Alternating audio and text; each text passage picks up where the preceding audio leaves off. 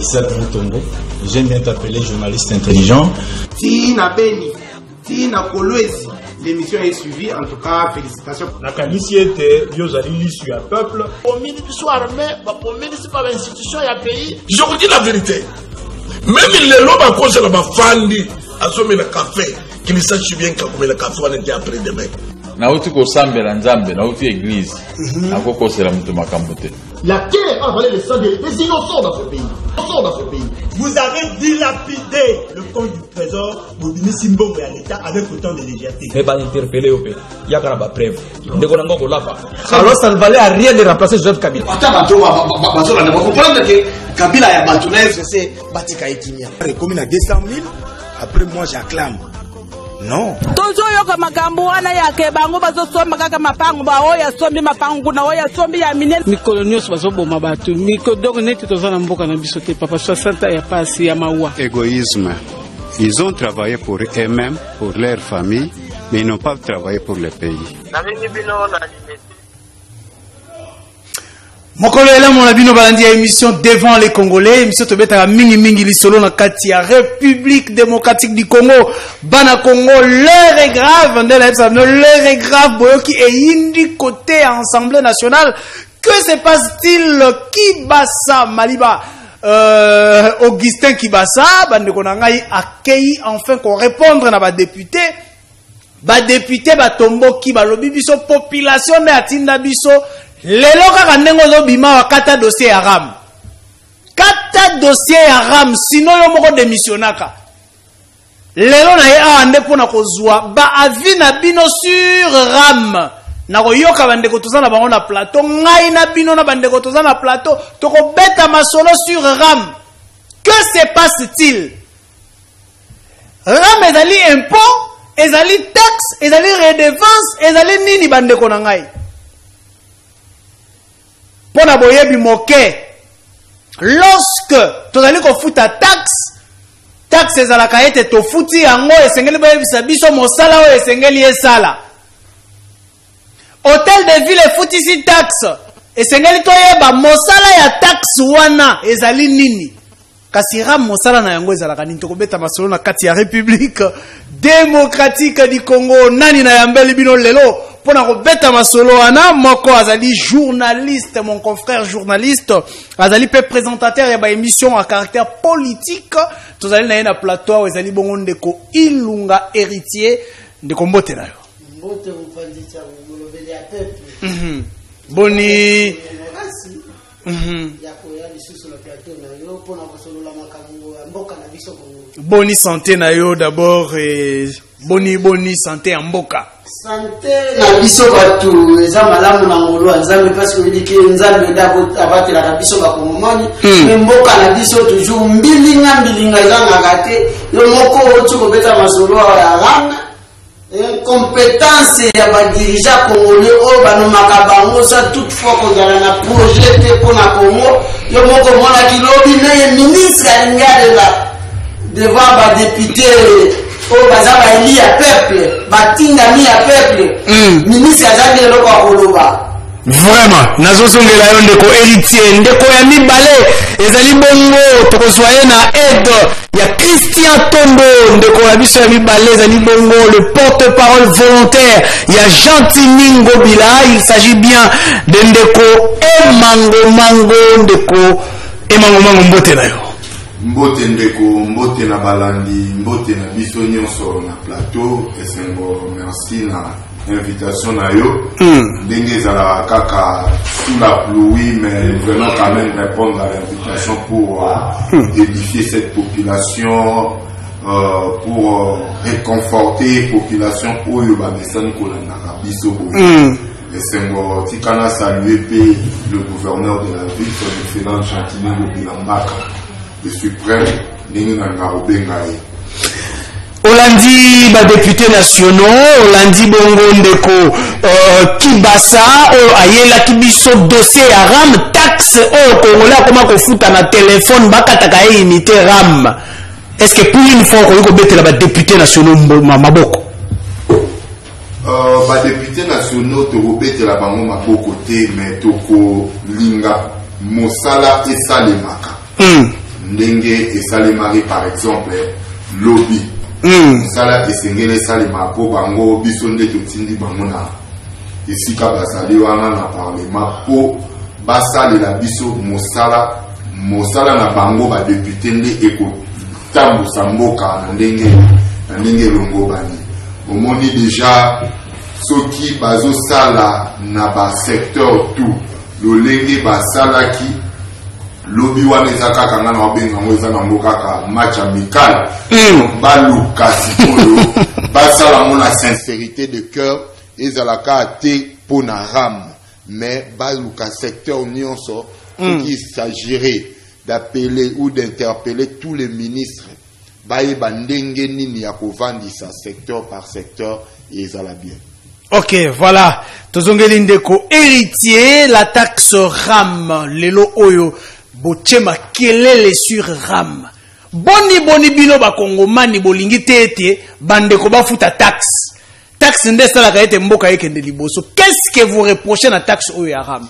Merci mingi pola mutuna na yo olobi ke tozolinga kofuta mpako te même pas kofuta maka deja. RAM toza na pusa toyeba mosala nini oyo RAM ezosala mbongo wana tofutaka ba credit wana bazozwa population esalaka nini yo moko ozomona lorsque bafutaka vignette ya mutuka okay balobaka esungaka na OVD pona dossier ya banzela ibongo mbongo ya RAM oyo toza na au moins 4 réseaux oyo ba réseau wana mbongo bazolia population ya ba unité wana après 25 unités et comme il a moins 700 francs ce que peuple a autre que 25 unités on a pour abenga honorable abisa ba makama o bazana ngona kati ya mboka côté wazali rame azui yango to balobi batuniki basa tuna ye sans permission na yo sans permission na sa volonté na ye ki basa zui mbongo lobi taba tuna ki basa mbongo wana osalaka nango nini esungaka na gratuité ya enseignement. Mais boni moto azali na ministère ya pététique akoyi okende kokota makambo ya enseignement. Ndeko bopandisa mono ba ke incompétence ya ba dirigeant congolais yango wana mutu banombe ministre azala projet moko te na ministère oba tieye. Azaka ka wala c'est pourquoi soko kenda cabinet na ye ya kibasa. Okokuta kaka bakibasa la bakibasa. Okomba c'est pourquoi nazo sera na bakatange. Boa bozwa bakutura bilo yo. Non, azali congolais. C'est un congolais. Bozwa mutura bilo yo. Kibasa mali babozo ngisa soki na Lubumbashi. Soki na Monedi tukuna, soki na Kabe akamwa, soki na Malema Nkulu. Soki na Manoro bozo ngisa ye. Ebi kombo kibasa. Eloko sinfia. Ebonga. Omoni ebonga botere biso na ministère ya pététique. Bolo ngolela biso ebonga oyo.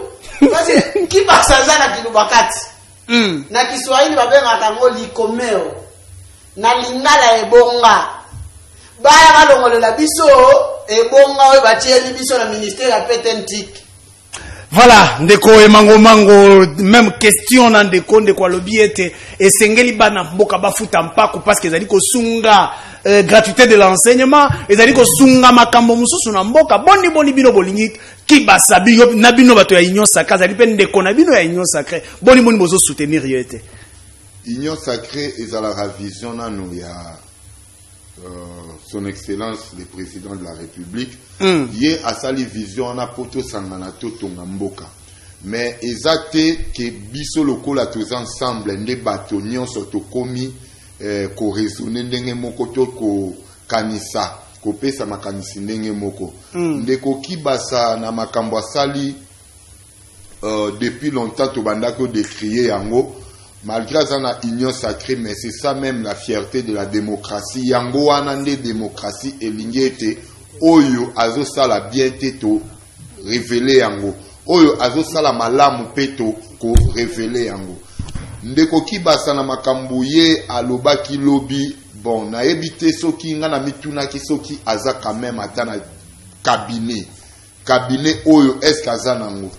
Nandimite ndeko kibasa azana cabinet moko o bazo réfléchir na ye avant ya liboso bato mayele ebele ndenge wana aye pour répondre liboso bato mayele mais est-ce que ba raisonnaki ou ba réfléchissaki ensemble na est-ce que ezalaki raison te onde ko kibasa kimi moi Assemblée nationale bazo bako bengisa ka ya ko kimaka mais ezopesa déjà ndenge wana po makambo ya répondaki d'ailleurs ce qui président de la République alanda qui est ekozala pasi po apesi pasi nanu na mutema président de la République na makambo président a epsi population qui beaucoup zala na gratuité enseignement de base mais ye alobi mbongo oyo bazwaka na population ya onde futela ba libaka OK na population na ndenge ya ba chombo ya ba téléphone ya ba peuple nde ya monde futela ka bana kelasi or président de la République ta la divergence wana président de la République dit autre chose yo ministre donc ça signifie que la gratuité de l'enseignement ça n'a gratuité et dans mon solo ba parents ne ba ko futa ka papa mwana depuis na lubakangwa si ce n'est pas ici chez vous et vous et pas de cobra une émission mon alba eza légalité est-ce que ministre ya finance ou ministre ya budget ayebaki yango ceux qui tolandi lobi nazo landa balobi non ayebaki ne makamwana ya ramte malgré que le ministre est de l'union sacrée. Est-ce que makambo ya boye c'est la honte pour les pays et puis ils ont encouragé coûter même ba investisseurs na makambo ezo le kaboye donc bazo yiba peuple ou population na moyi na butute mais na moyi. La grande question aussi est de savoir est-ce que les lots ndeko kiba ça a la possibilité à contrôler clairement entrer à bambongo wana koyeba et koti combien ba réseaux sociaux ba réseaux de communication za kopesa ye mosolo yango combien moyen nini au matériel akoki kozala na yango pona ko contrôler mosolo wana est-ce que ce n'est pas kopo ya pesi ba réseau et pour te balia mosolo ya ba congolais non au moni mon padi Samuel fallait to ebake ayaki na projet moko te na ministère wana ayaki kaka milinga kaka talaka ke bazui pouvoir o bazui batete bango kaka o bazoye bate bakobanda wapi bakosilisa yango ndenge boni qui va ça diriger l'UDPS qui va ça depuis longtemps on va kazaki préparer tende quoi déjà papa préparaki papa a préparé moi na ye elle dit UDPS c'est quel Félix a kuti déjà papa s'est arrangé makambo nyonso obosani toye la procès à 100 jours et bakena ko lancer yango wapi la limité résultat 0 toye la tire gelou projet ya tire gelou balancer yango résultat 0 baye na rame akimoyibi ça veut dire depuis bavi pouvoir si les lozana loko mokote au population domi se retrouver dans nous exacté n'a pas bazo depuis bandika ko sambrier bango na bango kaka oyoka ki de luma nani Jean-Marc Kabuni président ya IDPS alobi ke Kinshasa za gouverner c'est que yo za vice-président Assemblée nationale ta Kinshasa za gouverner que yo décision ni bozana ngoko na Assemblée pour la capitale et le côté ça veut dire eza copie na bango neba meki ko tia ye ezali copie ya kibasato ya union sacrée zolko latsango union sacrée mobimba na tango ndeko emango yazali ya union sacrée alobi ete tali bango te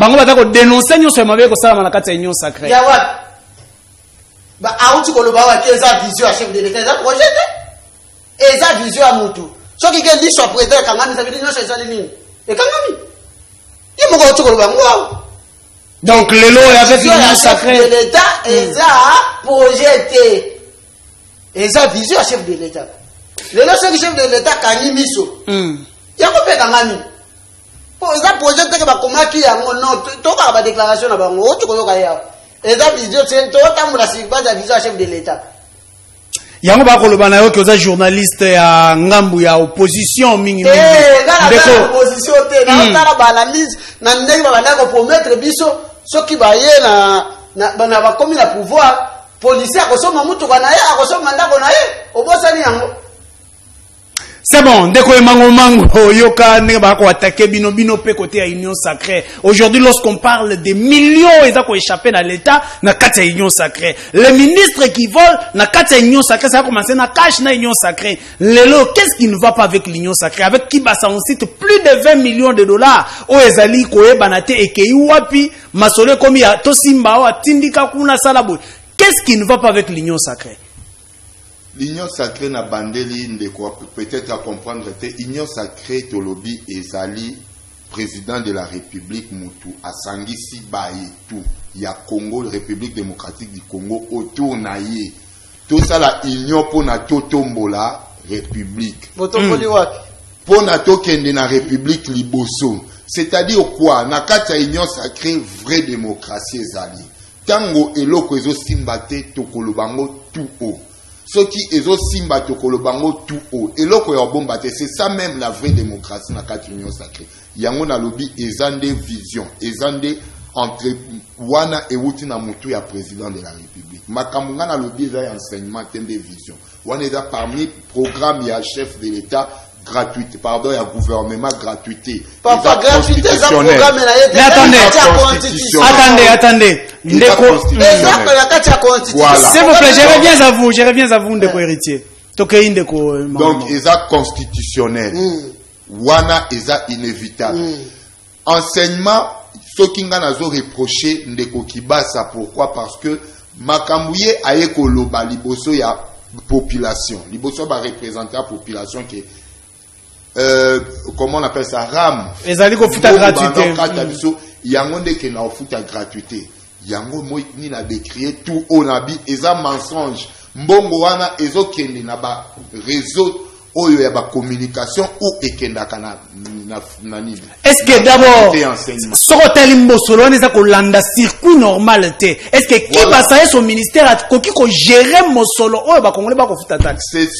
C'est ça, c'est que yeki basa, il faut IGF ya pour contrôler à côté qui déjà na réseau mafieux ana. Donc réseau oyoye azo appuyer wana kesa mbongo côté na kesa l'état. C'est pour accuser même, pardon, et renforcer enseignement de base. C'est pour accuser même le gouvernement que mbongo et ya kapona et renforcer enseignant, il faut pas foutre enseignant, ba sombelango ba tout ça ba matériel didactique, mais est-ce que komaka? C'est ça tozoloba makambo ki basa asali eza regrettable même na Katia Union Sacrée Moutos a supporté Azate. Moutou a linga ko appuyer Azate. Sauf que to sengika na IGF nde alandela. Yende aza inspecteur ya finance. Donc yende akomeka ko landela ngopo apesa biso suite ya malamu. Nambongo wana esike kende. Voilà la grande question pesali akoyeba banda congolais akolela makambu ya RAM balobi ete RAM ezali taxe te occupé IGF kokot sa maboko kuna te. Qu'est-ce qui se passe-t-il au juste? Bande ko na ngai boyebi ete émission na ngai tozalaka toujours en direct minute o na malili na mbula. Nous sommes là pour analyser na intérêt à peuple. Nous sommes là en direct na fongole la cabine téléphone. Je vous dis souvent que ceux qui nazo fongola téléphone ezalaka pointe yo congolais o lobela mboka na yo. Soko lobeli mboka te lobi ozi mboka oyo kabi yango la maboko ya ba politicien. Soko kabi mboka na maboko ya ba politicien oyebi sika to sukaka. Bande ko na ngai République démocratique du Congo tozo continuer ko beta masolo toza ko kende toujours. Est-ce que mosolo oyo balobi ete ebungi ya solo et servir gratuité de l'enseignement? Le ministre dit que à servir ne Mosoloana est servi pour la gratuité de l'enseignement. Quel est l'avis des Congolais pour la lisolo ya RAM? Voilà, ndeko héritier rapidement. Minute oyo ba député ba lobby. Il n'y a pas deux chemins et sengeli RAM ekweya. Est-ce que et sengeli toko isa taxe wana? Tope sengeli nde to meka ko canaliser ba frère oyo ko utana taxe wana. C'est toi annulé ango ba annulé ango nano. Pourquoi seulement l'annulation? Ba annulé ango tala congolais ti lelo azo de falipa. Akoki ko luka moi 500 fois na yaso mbata venité po na bakulu na o ba uti ko yako atake na ndako abenga yo mupandi sango. Oye bali basango ezo utakote ya vandi mwana mboka vandi. Ta alinga benga yo boye na moi 500 francs na ba cheve unité ram na zu yango ki basa ibi yango taki basa zo iba crédit na ye moya pesa yo sango makambo zo sala malaka na côté ya azali ezalité balongola eloko wana peut-être azalaki na posa atia moi crédit wana abenga na lumbango baela mbongo afuta nyongo alipa po azo alisusu lipa mususu okomona crédit wana ya ti basali nini bazu yango no tozana na problème moko nano ya nzala ki basaba ki sela biso biso problème mususu ya ramete alongola nano eloko wana soki ezana biloko mususu akoki ofuta tanto soma ba téléphone kuna tomona ba TV aba ni manga monyoso ezala kuna et chose grave balobaki na biso ete soki tobandi kofuta ram obungisi téléphone na yo nani baza na possibilité ya kolandela yango depuis kaka a lancé makambo wana alandeli déjà combien de téléphone akangi combien de téléphone ayebisa biso nombre ya batelefone oyo asi azwi aya apresente yango na assemblée nationale akoleka lobi vendredi akende kolakisa yango kasi ke ba telefone onga na zwaki eza ota yango oyo tokanga ala kisa biso ba mibi kombe oyo yakanga na ba telefone wana parce que ba telefone soki ke ebungi okende kokanga ngo na maboko ya mutu sabi il fallait bala kisa biso ba mibi yango bayibaki après to tambula na ministre wana ki ba tokende na ye na zando soki tokokuta bato mama o perdre ba telefone na bango tokende na ye na marché ya Gambela tokende na ye na marché ya Liberté soki kokuta ba mama na ba papa bazolela na ba jeune baolela ba telefone na bango eza ba aventure bayaki koluka musolo bazui siko olie bazwa yango na ndenge ya malamu bazozwa yango siko na ndenge ya kimuibi ki basazo ebe la population na polele. Très bien, ndeko emango mango, vous êtes de l'union sacrée, tobetalo masolo yango bongo ata le biete ozali ya union sacrée du côté ya bonne gouvernance. Qu'est-ce qui a fait que Botika Kibasa et son ministère a évolué na makambo ya ram kino lelo IGF akoti kunate toki makelele la kati ya union sacrée te. Il fallait attendre les députés nationaux pour te lever botombo la mongongo. Non, tout à l'heure là na otolobake problème à ram d'abord ndenge et procédure oyo et salemaki eza d'abord légalité ba bieza qui déjà procédure pour ceux qui ezalaki vraiment légal et ngaki lekela ministère à budget alaki ayeba yango ministère à finance ngaki eyeba yango mais lelo oyo petentik kakande ayebi makambu tout ya ram c'est-à-dire ngana zo conclure na yango bakotaki na coopération yena ba réseau ba kabola kambongo ya ba peuple ya population quinoise pardon ya population congolaise to bandako déplorant depuis kala il fallait si c'était vrai que ram eza likambo oyo eza pour la population il fallait ba passer na ba sensibilisation et ram eza les macapable na ba payer belé. Mais pourquoi pas? Et pas n'abisso qui peut et connaîtra qui procédure normale. Les lois comme la makambote. La plus grande question qui base à Maliba. Vous n'avez pas un cabinet assis. Vous avez un bureau te atabatuno yandako. Pour bailler biso que voilà ceci basa la raboue. Mais makambo boye yango tozoloba ils ne veulent pas aider les chefs de l'État. Chef de l'État azopé ça. Donc c'est vraiment déplorable. Makambo ezole kanambo kanabiso même nous tous. Eza kutu makambo union sacrée. Et ya okoma ona union sacrée tout ça. Non, eza makambo mboka, eza déjà soni mingi. Un ministre qui vient et puis qui ne s'en sort pas ya ko justifier. Makambo ezole kana ministère nae. Et puis il est congolais. 100% des Tozoluka et à pas père et des mères. Mais à parvenir qu'on justifier rien. À lobby rien. Donc tout ça, et zozonga na gouvernement dengozo tuna, mais gouvernement programme wana, je vous assure, baebi angote. Na sens que et les cas qui est connecté qui procédure na ngote. Eza yango na lobby IGF il faut akota makambo yo.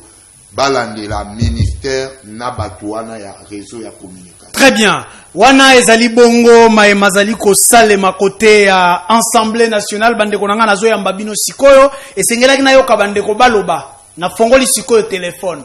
pona ko recevoir bino na yoka bino loba na mokuse bozobenga ebele loba na mokuse kozala molai te po ete na kata yo loba na mokuse loba oyo ezali utile tokati toyambi ndeko mosusu tozwi apele ya liboso. Alo ndeko bengi biso api kombo nani? Bonsoir. Bonsoir papa. Comment il a ma passionné? On a encore le bagage concernant RAM. Est-ce que RAM ou bâtir biso donc c'est là on a mis et à ce moment il a offert souffrir une population pour la nini. Vraiment. Il y a une nele au bagage en Europe parce que la RAM ou un peu bango wifi est disponible partout. Mais biso awa est là tu n'as même pas la wifi. Mais si on RAM pour passer comme quand tu as montré tout ba crédit n'est que non RAM est-ce que tu peux continuer sur la nini. Et là tout donc forcément il a offert souffrir population. Merci. Merci beaucoup. Merci beaucoup. Toyoki ba député ba lobby ba yoka kutu likambo ya ramete. Lisolo mususu me ya ramete. Qu'est-ce qui se passe-t-il lobby ndeko ki ba sa kozala déjà de sous na Assemblée nationale pour ya ko expliquer. Tozu appel mususu awa aïe ba perturbation bandi. Allons ndeko bengi biso api kombo nani? Allô bonsoir. Comment on a Freddy nganga depuis commune Apula. Oui, réaction na ndeko Freddy. Réaction ezali omoni makambo ya ramu wana kibasa tiko za mbongo azotia na pushi wana mbongo azoiba ba Congolais azotia na pushi loke ni wapi no sala nini ezo contribuer nini pona ba Congolais ezo contribuer loko ya tika biloko wana ya kulia batu ba unité na bango nende kwana ukelo bala mpandi nao tozo de fali facile lo moke za na chômage ya kutakana te soki 90% chômage ya zolia batu mbongo atika boye bitatika la ndatika atika koiba mbongo ba Congolais. Merci. Wana ezali ndeko réaction ya ndeko sur RAM na tomeki ko beta moi calcul moke bandeko na ngai so tozwi kaka ke par réseau moko eza ko gérer 1000 abonnés pardon 1 million d'abonnés tozalaka plus de 80 millions soki réseau moko eza na 1 million et le bike cote c'est la 1 million de dollars aussi chaque mois. Si on calcule yango na 4 wana to beta siko calcule ya mois mobimba ya ane mobimba bandeko na ngai c'est un peu difficile. Allons ndeko bengi biso api kombo nani? Oui, allô? Oui ndeko tozoyoka yo s'il te plaît. Oui. Kombo na papa Grace. Oui. Oui papa tozoyoka yo. Oh là là, ndeko akei tozwi ndeko mususu. Oh là là. Perturbation et bandit, voilà. Ouf. Allô? Allô? Oui, ndeko tozoyoka yo. Bonsoir. Bonsoir papa. Allô? Bonsoir tozoyoka yo ndeko loba. Tobengi bino depuis commune Kimbanseke. Oui, ndeko nanga na Kimbanseke. Bon. Bango wambo barami wana bazolinga koyoka te mutu mosusu na journée na ye 500 francs ya pamba oyo bazwa yango eza na pasi sikoyo boyoza so inti asobi na pasi wana bozwa ye bokate yango makambo mosusu bakoka ngo te batika bato mosusu oyo bakoka basala mosala. Merci beaucoup ndeko na ngai. Je crois nazozongela bino boboma ba unité wana s'il vous plaît. Tozozongela bino le temps que topesa bandeko bazali na plateau maloba ba réagir. Vous avez entendu la population, il se pose aussi un problème na likambo ya ram oyo. Kokata manango ezokata manenge nini. Dès que osombi unité pendant que ba yebisa ki biso ete pote ram akata yo unité et sengeli ozwa unité wana otiki yango na téléphone pendant 24 heures. Est-ce que ce n'est pas de l'escroquerie ça? Ocheka kabakati balamo. Omoni ekamwisa batu. Outi kobeta lisolo ya IGF la gouvernement. Gouvernement na aucun mois porte-parole volontaire ya monsieur Jantini Ngobila. Alobi ke elandaki procédure malamu te tondimi. Gouvernement yebaki yango te tondimi. Comment chef de l'État suspendra ki ram eloko ya yebite? Oui, ça fait quelques temps, il y a le bac qui était voté le Missalam. Les hommes qui n'ont si comme bazongi ça qui a moi la lolenge ni avoir kozongi ça va informer qui n'a pas ça n'a pas suspendre va informer qui biso. Hein? Si qu'on a kozongi ça yango to éviter.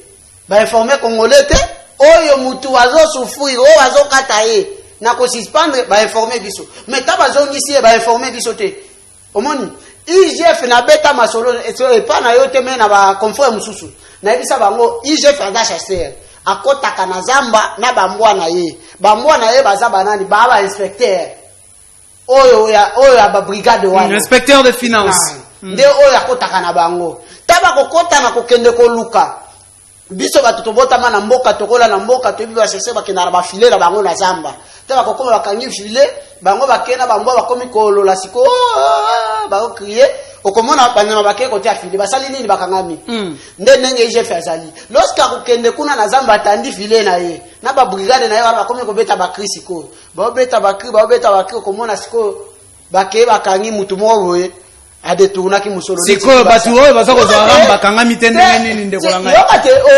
oto jela kaka komona ye bakeye kote akabuya comment on va kokende côté Kabuya secrétaire général de l'IDPS c'est c'est Kabuya qui protège bato bato to pona kawa te bakenda kawapi otokomona bango kaka ba photo komi ko circuler taba kokende kuna kanyaka ebimita ko ma dossier sali nini evandeli taba zo kata ba congolais musolo IGF azo kate Gilles Alenge chazo kate chazo mon congolais zo le chaque jour musolo ezo sala musala nini ba yebisa biso soki ba yebisa ki biso ne bandelike musolo aga mende ko sunga na gratuité ya enseignement tunga tondino tunga to boya te to banda ko yeba ke ça veut dire musolo bazokatela biso wa ndezo sunga bande ko na biso na classe o bazotanga mais ba yebisi biso bongo te o banque mondiale a financer o chef de l'état lobby gratuité enseignement et ko kende jusqu'au bout to ye ko tala boyeke ezalaki nango ba 26 ça veut dire banda ki ko sa biso.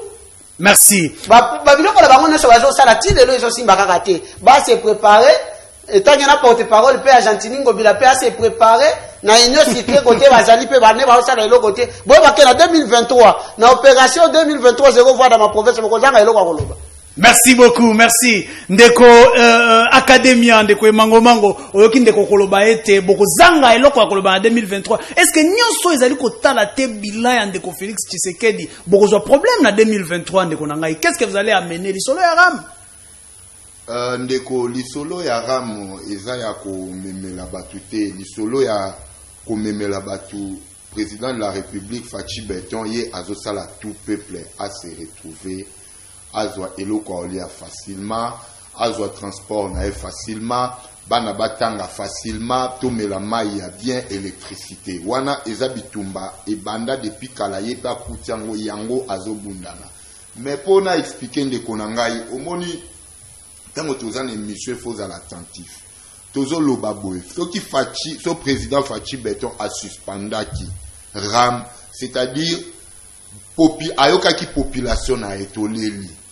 Mais tango eye kozonga yango place ngana zana zo yebisa yo ki ce n'est pas l'union sacrée ndebino boko titoyer parce que non eza ngana lobito confier yango ou topé sa charge wana IGF alandela asa la contrôle comment le président même avait suspendu mais yé ministre ado reconnaître kango pe ezongi eza en charge ya ministère na ye. Les compétences sont d'attribution. Ils ont la charge à ministère. On ne peut pas aller interpeller le président de la République tant qu'il m'a camoué à Pétenti. Est-ce que tu as la logique? Attendez s'il vous plaît. Est-ce que tu as la logique? Il n'y a pas de mauvaises troupes, il n'y a que de mauvais chefs. N'attends que troupes, il n'y a pas de salamabe. Chef, il n'y a pas de mauvaises troupes, il n'y a que de mauvais chefs. C'est-à-dire les chefs de ce secteur, c'est Ndeko Kibasa. Yango monaki babengi wapi la liboso ya population. Ayako répondre, ayako samba, tobenga ngondengo wana. Le président de la République a tchaka misunae pourquoi? Parce que et touchaki directement population bazolo babazolela. Mais ndenge zongaki.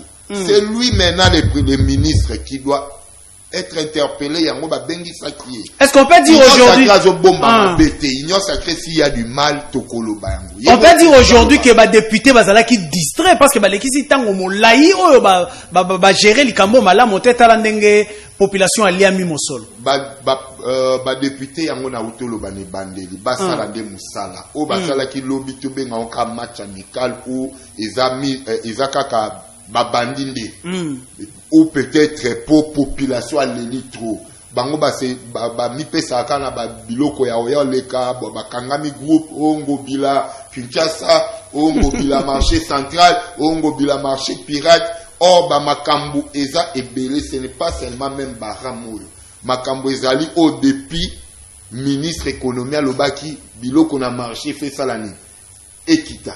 Mais jusque là, ils ont salami. Député Mokota Zarolandela.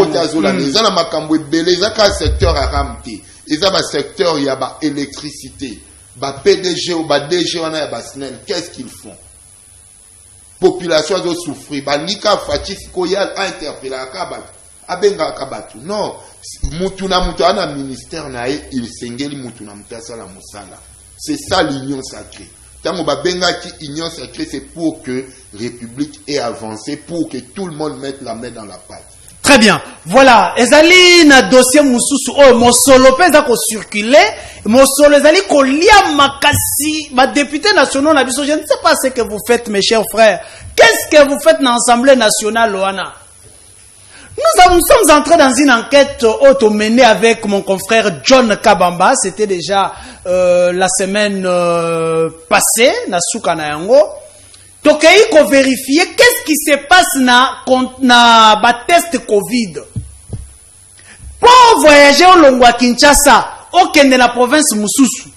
Et sengeli ol zalana na preuve ya test Covid o ezali négatif. Et test on a besoin combien? C'est à $55. Je défie quiconque.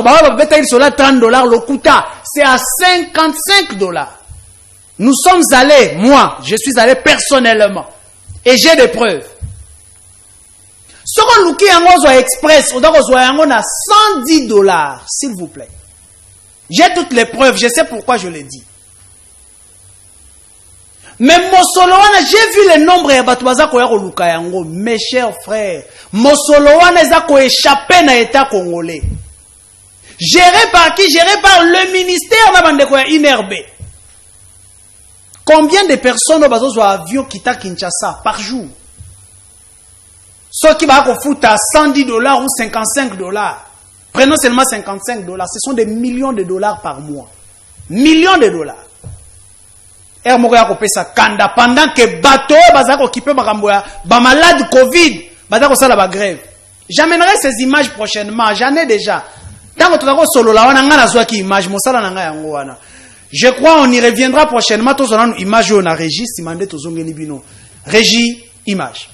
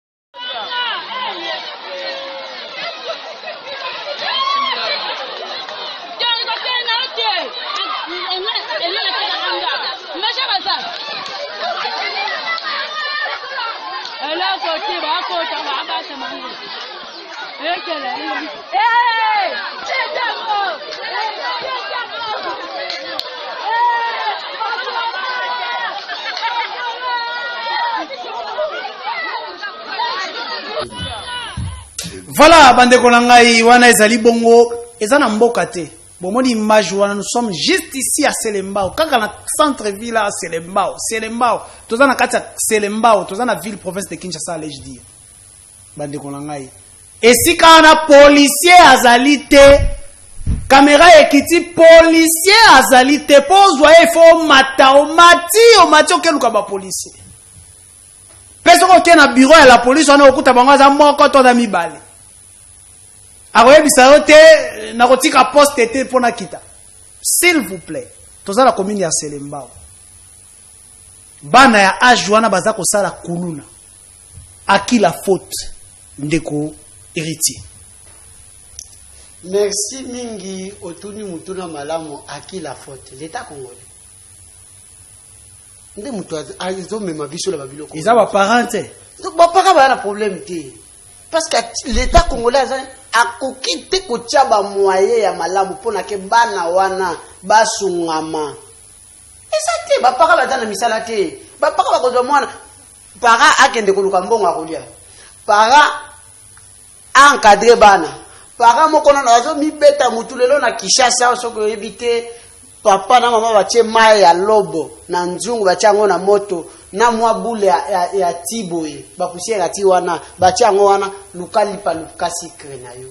Oli to banda ba député o baza ba eli ya peuple ba pona ba loi ya malamu koma ba pa na biso ba ko baganda kufuta bango e pa ba indien na ba chinois na ba libanais ba mbongo ya malamu pona ke bana na ndako ba vivre ba proposer ba loi ya bongo na komona ba eli biso dot. $500 pour na kobala. Na $500. Ba loi ya bongo. Mais ba loi o ya malonga pour na Congo na biso bénéficier. Wana ngobila zate. Ngobila la kini. Est-ce ngobila votaka loi? Soe Kabila na Tanganyika. Aboya ki ba étranger ba teka biloko na détail. Awa na Kinshasa. Jantini ngobila. Tiki ba chinois ba indien ba libanais. Ba teka biloko na détail. Kende tuna bande kona biso ba osala wana jour wa férié ezate dimanche kuto ba pe maka ezate kokoteka dilendi o dimanche salaire 50,000 ndenge moko na mbongo ba opesa ba enseignant yango ndeza na base ya kuluna na ya kolia nyonso lolenge moko basangisi yango bapesi enseignant amoni ki bapesi biso mbongo ebe te ya neti osala pa bande e pa ba indie baji mbongo na transport mbongo na ya kolia na mbongo na salaire basangisi yo bapesi yo yango nde neti bande kona biso ba sala kota ba chinois oyo zo mona dossier ezo créer kuluna boye ba papa na biso bakomi ba incompétent misala ya malonga baza nango lisusu te mwana lorsque vandi na ndako ti a raisonner master moko boya bendi ya yaka vanda ba vandi place dame ebetama a 500 somba jia sombi ya na lipa ke ba lipa ba bandi kolia master oyebita ya yo zimbongo wa zela na koyebisa yo e comme ba 20h ya kana no tokende boy akeba ke kokale bato Silva Zanini alala kinza. Donc la pauvreté c'est la base ya makambo. Très bien. Merci beaucoup. Ndeko Academia yona lingi mingi ozwa volet gérance. La police nationale, la police na ville province de Kinshasa, ndeko Jantini Ngobilaza likolo na yango. Gestion à ville province de Kinshasa, balobaki ville province de Kinshasa za gérer bolamukiawa bogangi.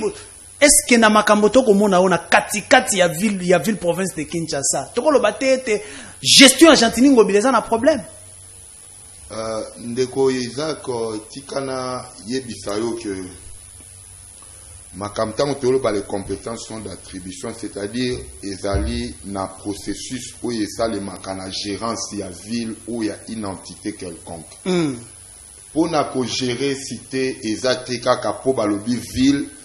Donc Ngobila yende il faut aramasaka n'importe comment. Ngobila azana ba policier té. Ngobila zo gérer ville. Il y a un inspecteur de la police général Kassomo. Yende akokita akoluka bakulu na po amema bango na ville, c'est-à-dire na gouverneur yango bozo mona musala ebele asali ya kokende kozwa bakulu na kotinda bango basala Moussala et pas Ibazo qui est le service national, na général ou nota dernièrement général. Je le salue et je salue même John Kabamba qui est en mission de service. John Kabamba, voilà.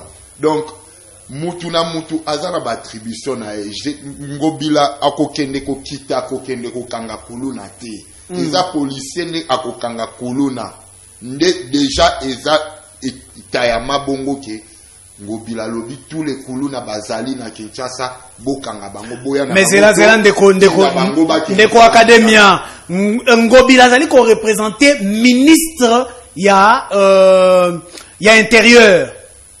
Donc azali mbala moko ko utana ministre intérieur pouvoir wana zali ngobila ndazali ko représenter yango. Kasongo azali na se ya ngobila. Azolanda ba ordre ya ngobila. Boni nyo kabola kasongo na ngobila. Omona te nyo sala population politique. Na kaboli bango na tina ete ya koloba boye. Ce n'est pas directement ngobila akoloba ba policier bokende zolanga ba tuana. Non, ezana ndenge ekendelaka. Ministère intérieur bien sûr yende ngobila dépend du ministère intérieur, mais ce qui ministère intérieur mutaki paka sécurité amboka alobi ngobila je veux pas de colonne à Kinshasa ngobila pas olobana général, c'est comme ça. Donc eza mutuna tâche na ye ba colonne wana eza départager, faut eza départager à qui l'état tokoboya te l'état eza depuis kala l'état na biso ezo exister les locaux na époque na biso Fachi Beton eza depuis kala ba kuluna baye depuis Kabila même était au pouvoir avant même Kabila kuluna banditisme urbain ezalaki kuluna nde peut-être kombo ici mais eloko kaka ya roloba ezaka ba parents ndenge ndeko azoloba ke bazangi misala c'est que yebana na ebite so déjà zana bana bakoma pe ba kuluna parce que azana mbongo te biso tout autre na mbongo te, mais nos enfants ne sont pas kuluna. Donc il y a une responsabilité de parents. Voilà, il y a une responsabilité des parents, il y a aussi une responsabilité de l'État. Mais pour nous proposer na eloko, moni place bazo sa kuluna na. C'est loin quand ngolo la police aza musika. Il faut la police générale inspecteur va procéder na recrutement à la police. Tokutana na makambo la mingi.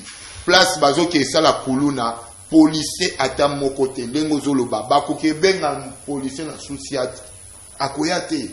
Il est seul ou ils sont à deux mais bakende ko kanga nani.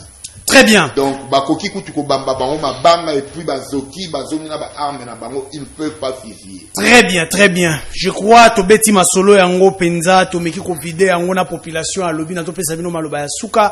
Nous allons clôturer. Je crois na bandaka na ndeko mango mango mais maloba no ya suka wana j'aimerais bien ezala aujourd'hui si élection y a lelo. S'il y a élection lelo, vous pensez que l'Union sacrée gagne les élections? Et qu'est-ce qui va nino ekobunde la bino toke? Élection se prépare maka yango balobaka teka ketoko mais tout le monde ceux qui a déjà le pouvoir à lukaka garder pouvoir biso to lukato garder pouvoir il y a son excellence Fachi Beton ceux qui a ko remettre kaka candidature nae to yebi ke toko préparer élection pour to battre toujours oyo akoya. Mais jusque là nous toujours mon a peu candidaté au akoki koya o faire face o akoki ko faire face Martin Fayulu azo bang sabinote Martin Fayulu jusque là parti na enano on n'a pas plus de 50 personnes au bazaba fidèles. Ah bon? Bon, yebisanga parti à bongo. Mais surtout kaka moi je ne suis pas de l'UDP.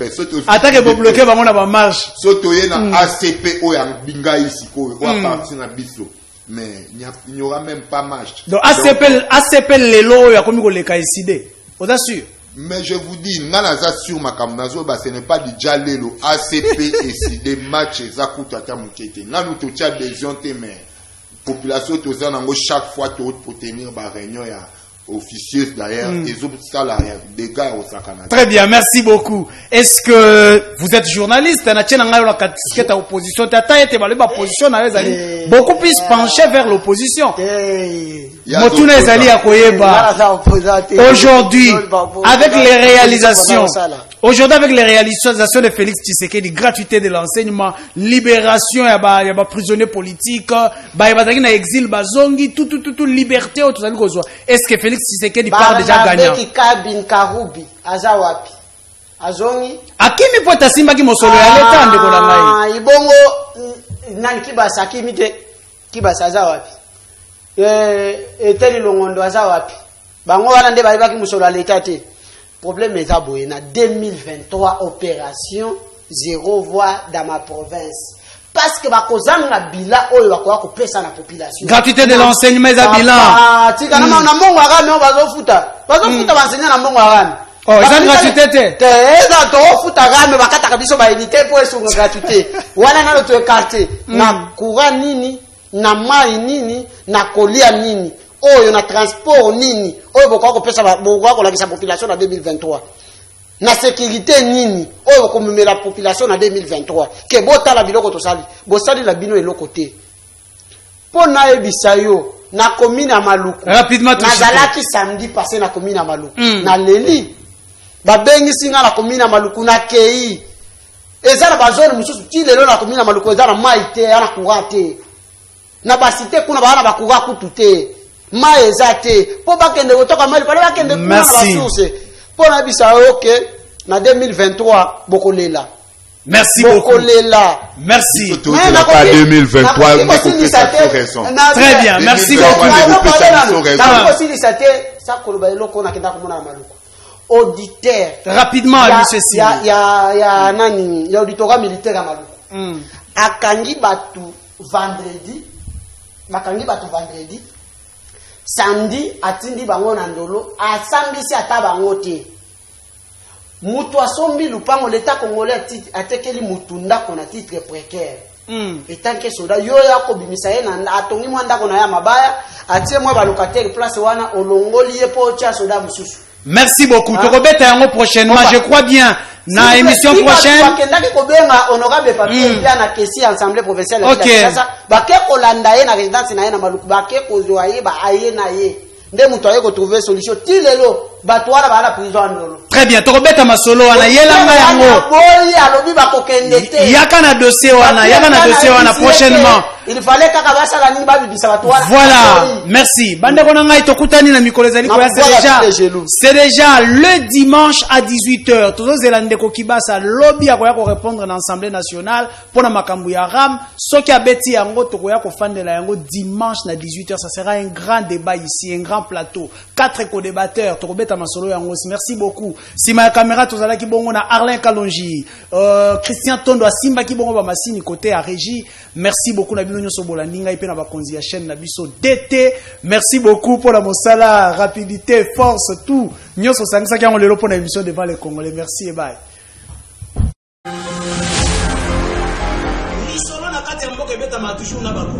Isaac Moutongo, j'aime bien t'appeler journaliste intelligent. Tina Beni, Tina Kolwezi, l'émission est suivie, en tout cas, félicitations. La qualité était, yo zali l'issue à peuple. Au ministre soit armé, au ministre pas institution et à pays. Je vous dis la vérité. Même les lobes à cause de la fandi, à ce moment le café, qui ne sache bien qu'à le café on était après demain. Nauti kosambela nzambe nauti église akokosela mutu makambo te. La terre a avalé le sang des innocents dans ce pays. Vous avez dilapidé le compte du trésor Bobimi Simbongo et l'État avec autant de légèreté. Mais pas interpellé au pays. Il y a quand même preuve. Alors ça ne valait à rien de remplacer Joseph Kabila. On ne comprendre que Kabila ya Batunaï, c'est Batika Ekimia. Comme il a 200 000, après moi j'acclame. Non. Tozoyoka makambo wana yake bango bazosomba kaka mapango ba oya sombi mapango na oya sombi ya minene mikolo nyonso bazoboma bato mikodoko neti toza na mboka na biso te papa 60 ya pasi ya mawa égoïsme. Ils ont travaillé pour